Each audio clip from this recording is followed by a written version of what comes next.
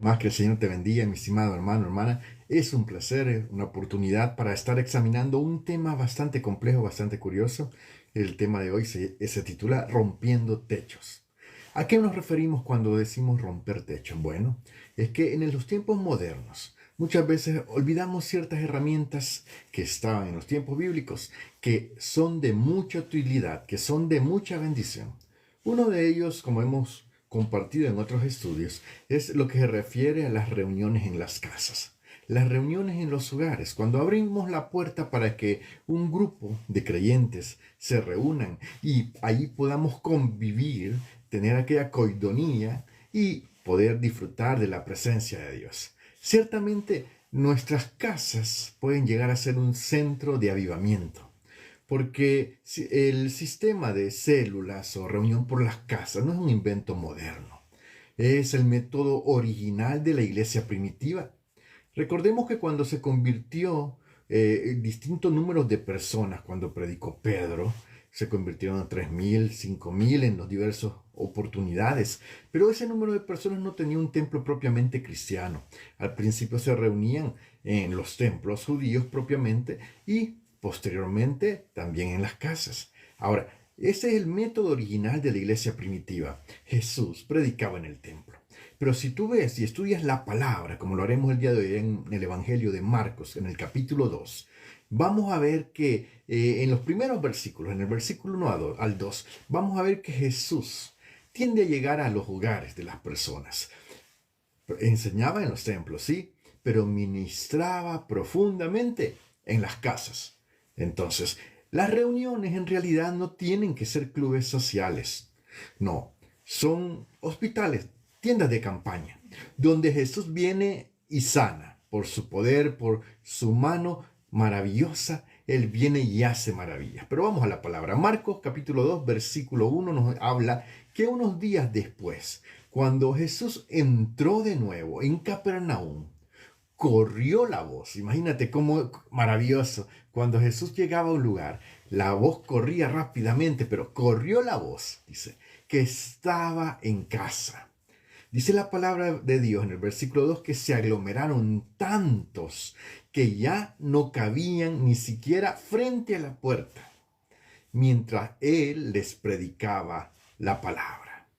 Y es que ciertamente, mi amado, tú vas a ver a Jesús cuando entra a un hogar, cuando entra a una casa, ministrando, ministrando, enseñando. Y es que si tú vas a la palabra en el Evangelio, lo vas a ver. Si tú vas luego, cuando Cristo resucita entre los muertos, entregándonos esa bendición de esa oportunidad de por la fe en Él alcanzar la salvación, tú vas a ver en Hechos capítulo 5, versículo 42, cómo hacía la iglesia. Dice la palabra que día tras día en el templo y de casa en casa no dejaban de enseñar y anunciar las buenas nuevas de que Jesús es el Mesías. Es decir, una de las herramientas que es muy beneficiosa y de mucha bendición para la iglesia hoy en día es en el templo y en la casa. Porque eso nos lleva a una bendición extra, porque nos permite acercarnos, nos permite convivir un poco más con aquellos hermanos y con aquellos invitados especiales para acercar, facilitar el acercamiento del Evangelio. La célula o la reunión por las casas es por tanto esencial. Mateo 18:20 nos dice, porque donde dos o tres se reúnen en mi nombre, enseñó el Señor, allí estoy yo en medio de ellos.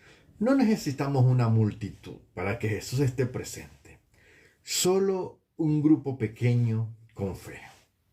Recuerdo el grupo más pequeño que tuve la oportunidad de ministrar, una célula. Éramos un anfitrión, un líder y una hermana que había abierto la casa.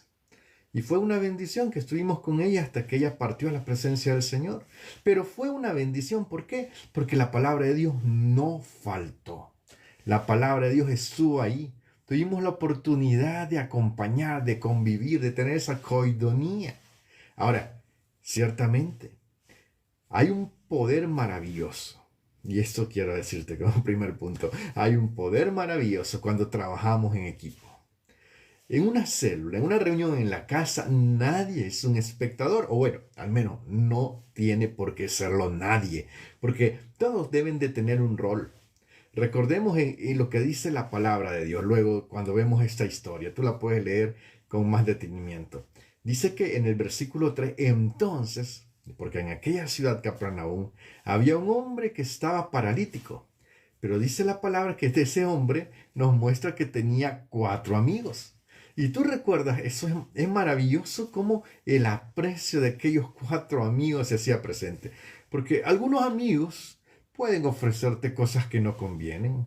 Algunos amigos pueden ofrecerte participar en una adicción, participar en juegos de azar. Algunos amigos te pueden ofrecer participar en, como cuando hablamos de el engaño, ¿verdad? De aquellos que quieren seducirte y alejarte de tus objetivos, el ataque de los engañadores. Pero ciertamente hay amigos, hay personas, hay gente de Dios, que Dios permite que esté cerca nuestro. Y ¿sabes qué? Es maravilloso porque cuando esa gente de Dios está cerca nuestro, como estos 4 hombres que nos va a relatar la Biblia, esta gente nos echa una mano amiga y nos permite acercarnos al Evangelio. En mi caso yo recuerdo que una anciana me llevó así a la iglesia. Y fue una bendición muy grande porque yo me recuerdo de ella, me recuerdo de su nieto, un joven con el que yo jugaba mucho. Y ciertamente éramos amigos y así yo llegué a la iglesia. Pero es que ciertamente, mi amado, te quiero decir esto, no tienes por qué abandonar nunca el trabajo en equipo. Y los 4 hombres podemos representar al líder, al anfitrión y a los miembros comprometidos trabajando juntos. Es decir, un compromiso de generar un oikos, es decir, un círculo de influencia en cada uno. Porque aquellos 4 hombres le llevaban al paralítico. Oye, mi amado, estás llamado a esforzarte por la obra de Dios. Estás llamado a poner tu granito de arena.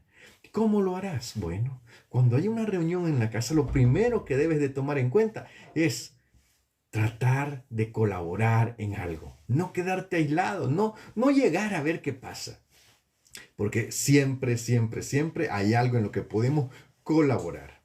Recuerda la palabra del apóstol Pablo a la iglesia en Gálatas. Allá en el capítulo 6, en el versículo 2, le dice, ayúdense unos a otros. ¿A qué? A llevar sus cargas. Así cumplirán la ley de Cristo.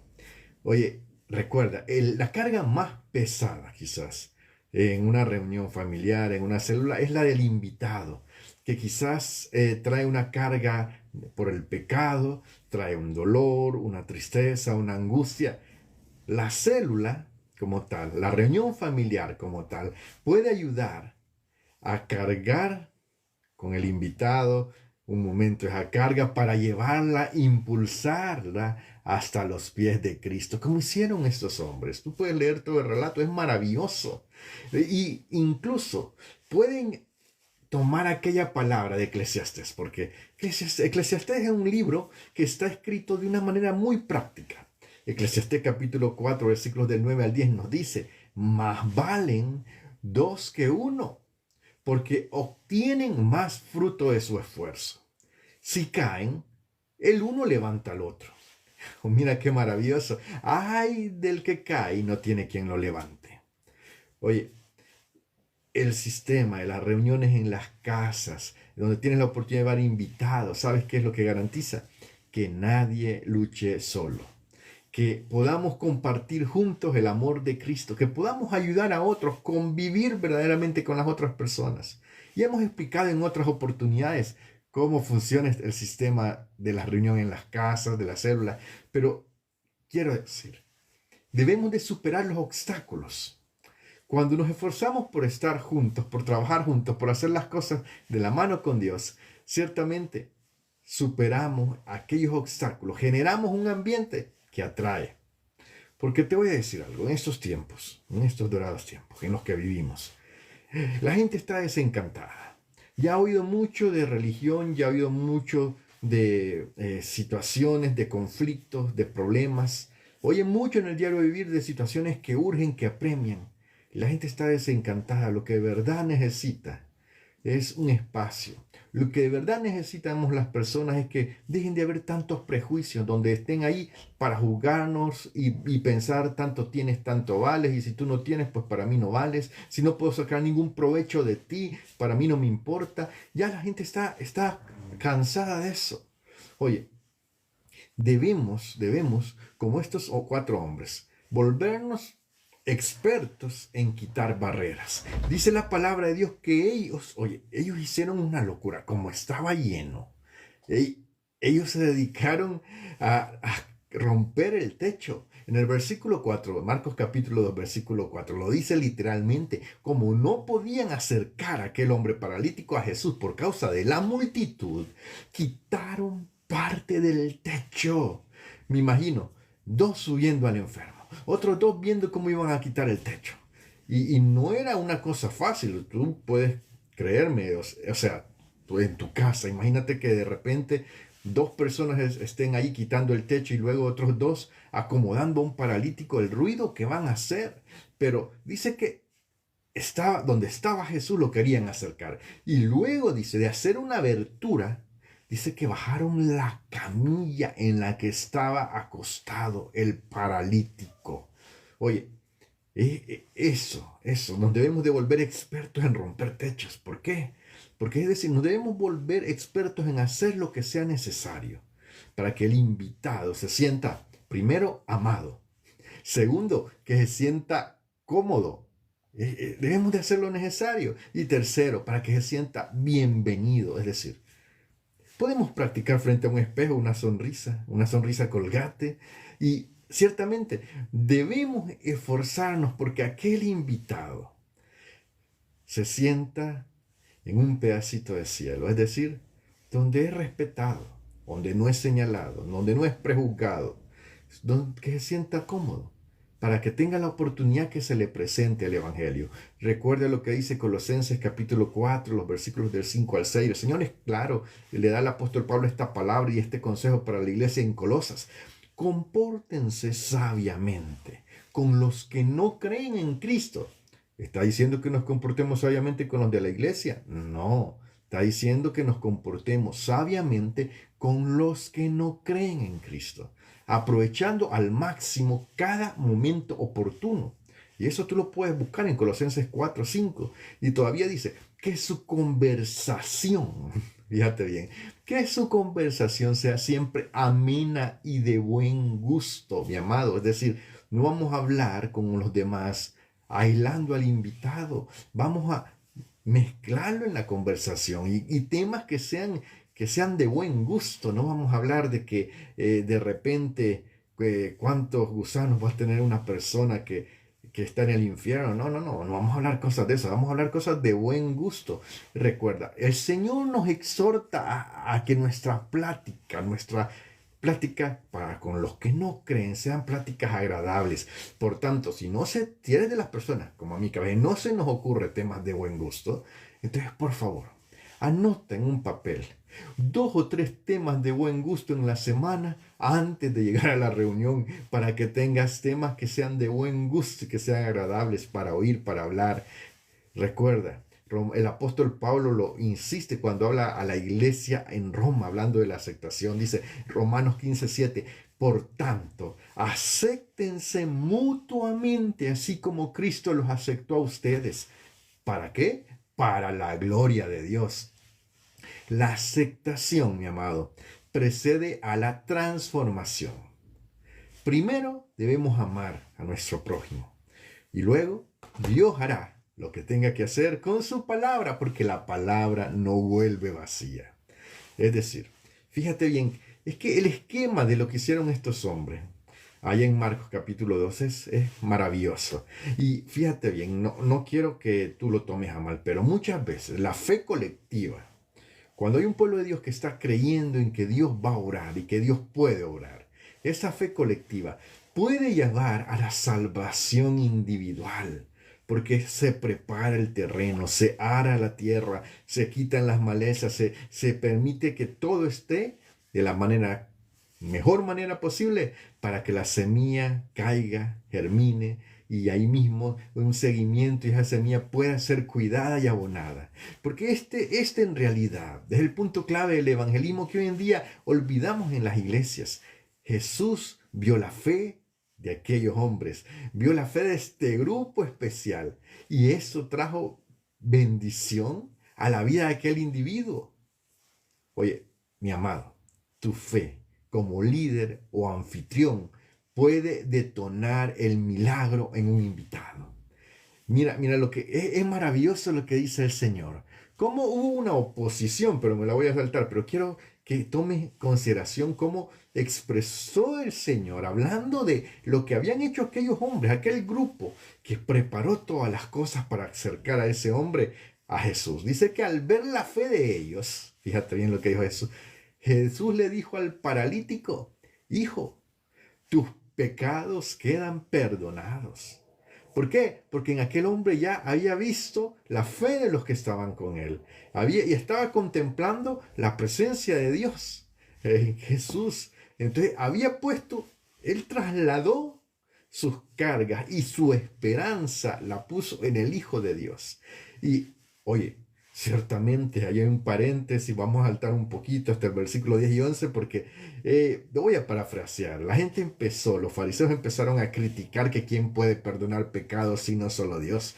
Y ahí, en eso que estaban criticando y diciendo aquí, diciendo allá, el Señor les dijo, pues para que sepan.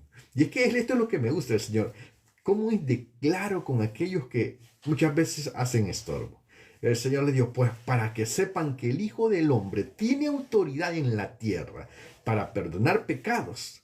Se dirigió al paralítico.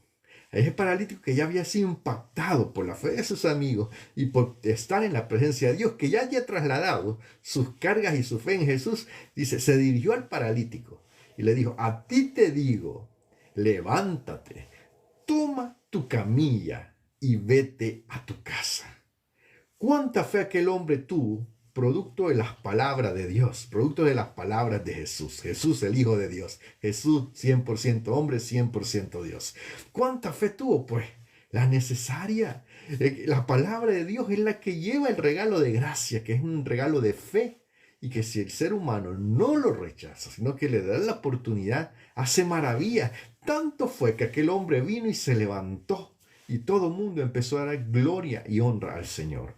¿Quieres hacer maravillas en tu hogar, desde tu familia? ¿Quieres hacer maravillas con tu reunión familiar, con tu célula? Pues empieza a hacer lo que sea necesario para crear el mejor ambiente. Recuerda, Santiago 5:16, el apóstol Santiago, cuando la iglesia en Jerusalén fue dispersa y él se procuró reunir la doctrina en esa carta especial de Santiago, en el capítulo 5, versículo 16, lo dijo claramente, que por eso debemos de orar los unos por los otros, apoyar nuestras cargas. ¿Por qué? Porque así va a venir la sanidad. Porque la oración eficaz del justo puede mucho. En el ambiente que se va a generar, ese ambiente de confianza en el hogar, ese ambiente es maravilloso. Permite la sanidad interior, prepara todo para la sanidad interior. O sea, recuerda lo que dijo el apóstol también allá en Hechos. Bueno, el Marcos que recopiló esas palabras.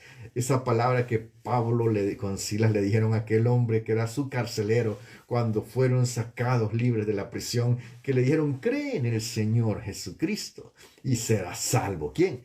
Tú y tu casa. Por tanto, mi amado, la promesa es maravillosa. Con una persona tú puedes llegar a una familia. Si ganamos a uno en la célula, vamos tras toda su casa. Vamos a bendecir la vida de esa familia. Por tanto, te voy a decir algo.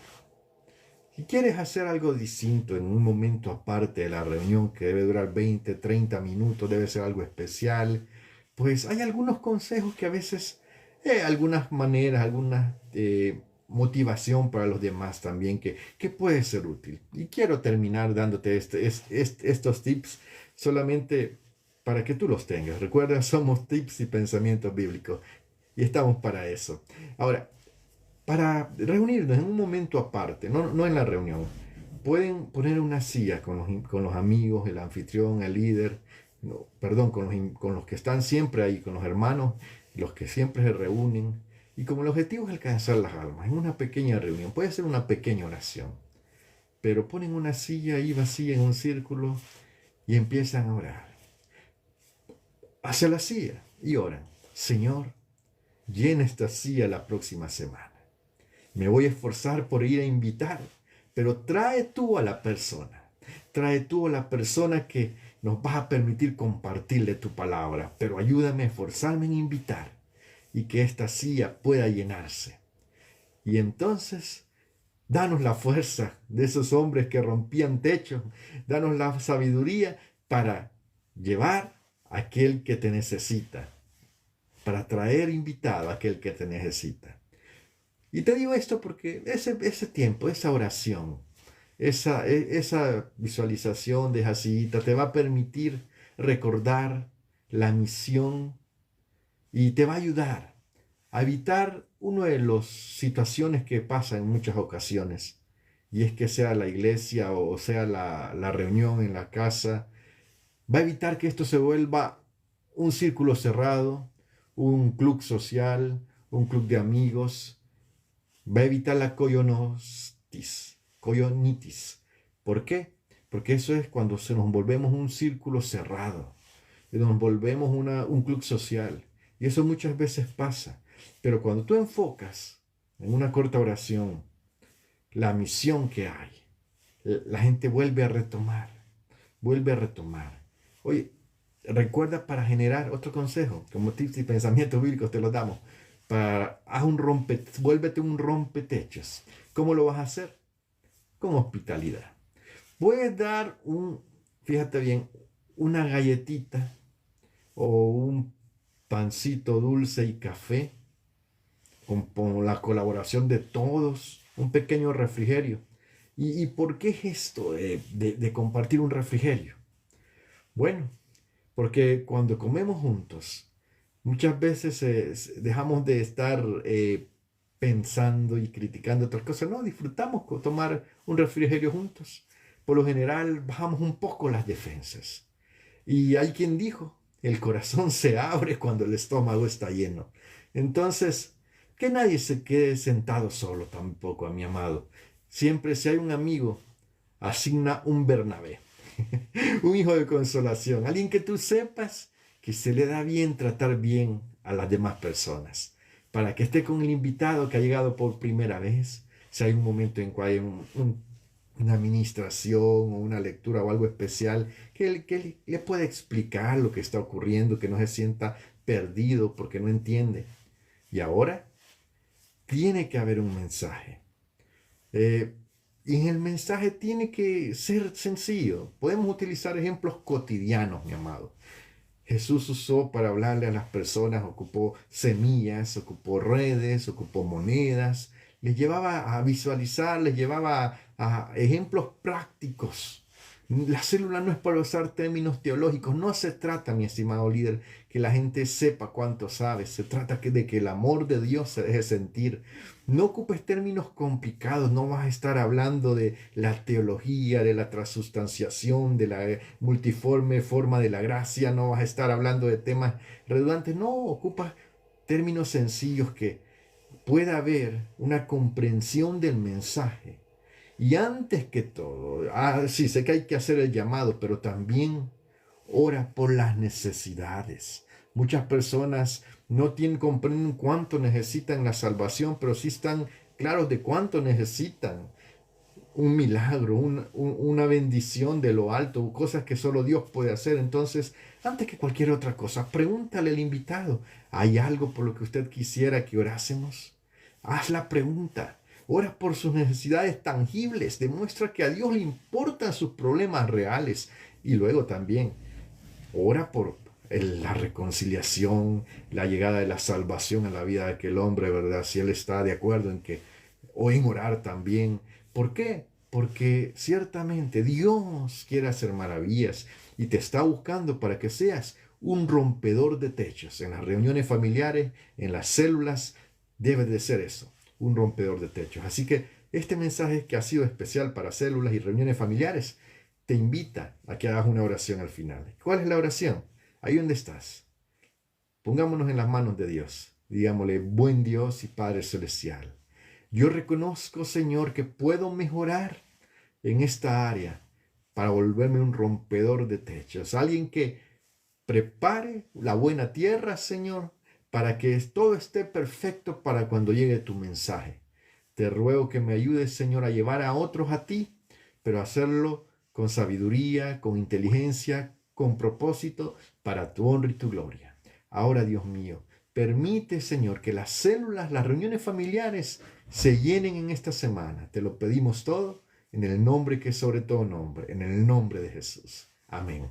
Bueno, que el Señor te bendiga, que el Señor te guarde, que el Señor te prospere, que te dé sabiduría, que te dé fe, que te dé firmeza, que te aparte del mal y que permita que sigas teniendo una vida sumamente bendecida. Es un placer, somos TICs y Pensamientos Bíblicos y estamos ahí para compartir el mensaje de la palabra de Dios. Que Dios te guarde y te proteja.